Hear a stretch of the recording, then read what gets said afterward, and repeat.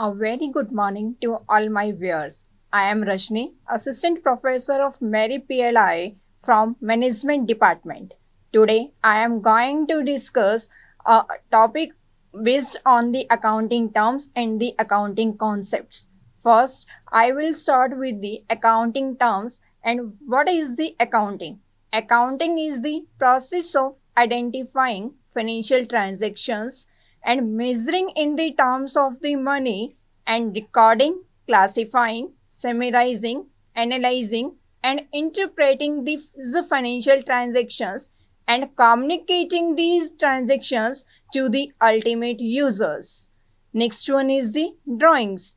Any cash or value of the goods withdrawn by the owner for their personal use is basically the drawings.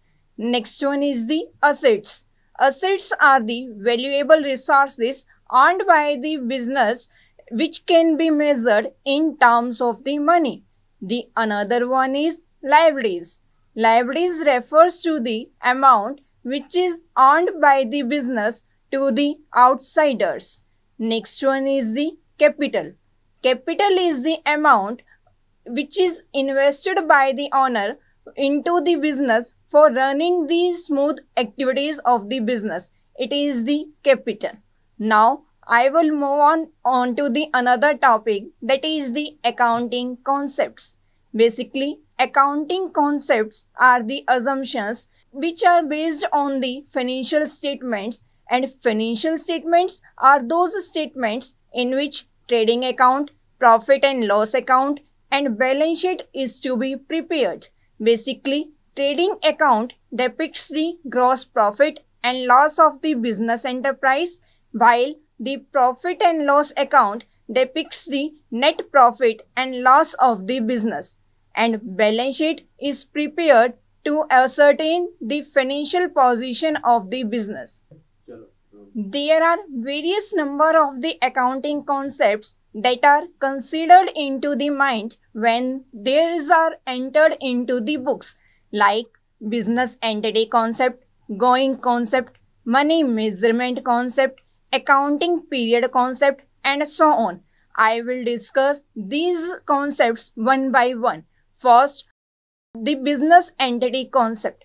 This concept assumes that the business enterprise and its owner both have the separate independent identity. The business and the personal transaction of its owner both are separate. According to this concept, the owner of the business is treated as the creditor. I can explain it with the help of the example. Suppose the owner invests money into the business for running these activities. It is the liability of the business to the owner. Likewise, if the owner withdraws some amount of the cash or value of the goods from the business for their personal use, at that time it is not considered as the business expense. In this period, it is treated as the drawings. Next concept is the money measurement concept. According to this concept, only those transactions are recorded into the books of the accounts which are expressed in terms of the money. The qualitative attribute of the transactions are not considered into it. For example, the business sold goods of rupees 2 lakh and the rent paid by the firm is rupees 50,000. These two expressions are recorded into the books of the accounts because these are expression in the quantified terms. The qualitative attribute are ignored into this concept. Next concept is going concern concept. This concept assumes that the business enterprise will carry on its activity for indefinite period of the time. It means we can say the business entity has long perpetual life. The business will not be dissolved into the near future. Next is the accounting period concept. According to this concept, the total entire life of the business is divided into the time interval. This is called the accounting period. Generally, accounting period is of the 12 months. This is in technical terms called the operating cycle, and the operating cycle starts from the 1st January to the 31st December, or it will start from 1st April to the 31st March. But according to Income Tax Act 1961, the time period will be considered from 1st April to the 31st March. With the help of the accounting period concept, the business enterprise will calculate the value of the net profit and loss by preparing the profit and loss account, and also it can entitle the financial position of the business by preparing the balance sheet. The another concept is the dual aspect concept. Basically, this concept is the foundation or basic principle of the accounting. In dual aspect concept, every financial transaction has dual impact. It means the first account will have the debit balance, so the another account will have the credit balance. For example, the owner is the ex-person who had invested into the business rupees 1 lakh. In this transaction, cash account of business will increases by the 1 lakh rupees, and the liability of the business in sense of the capital account will also arise from rupees 1 lakh. Then journal entry will be cash account debit to the capital account. In dual aspect concept, basically the accounting equation is to be used, and accounting equation is assets is equal to liabilities plus capitals. The another concept is the matching concept. According to this concept, every expenses of the business will be matched by the revenue earned during the same period.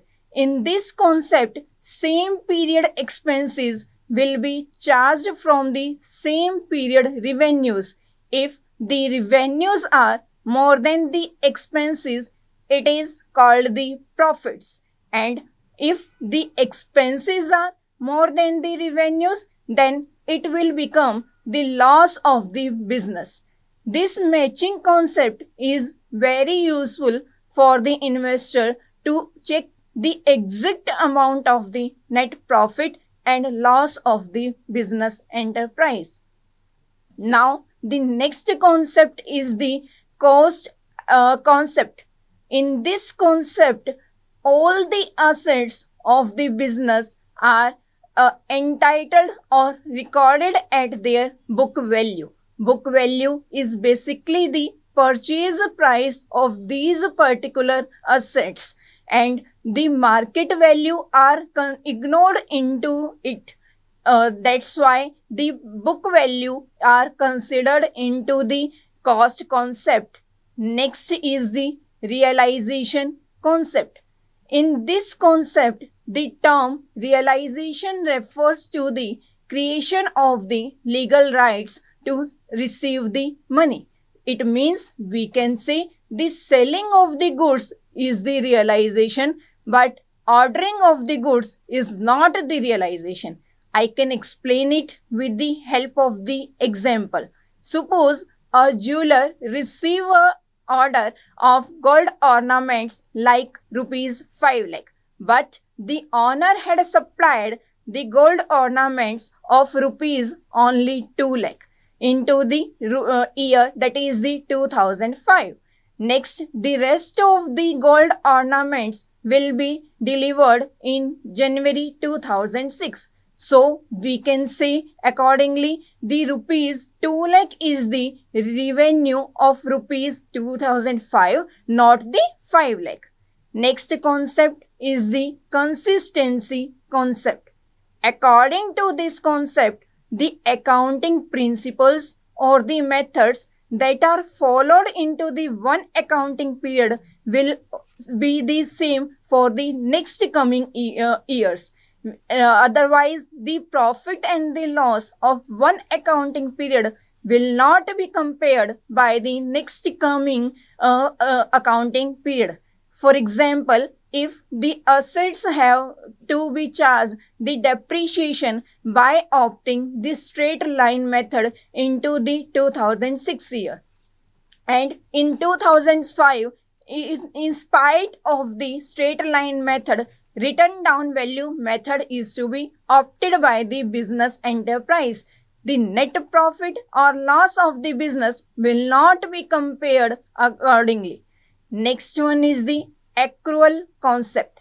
According to this concept, it is not considered whether the cash is received or not into the particular accounting period.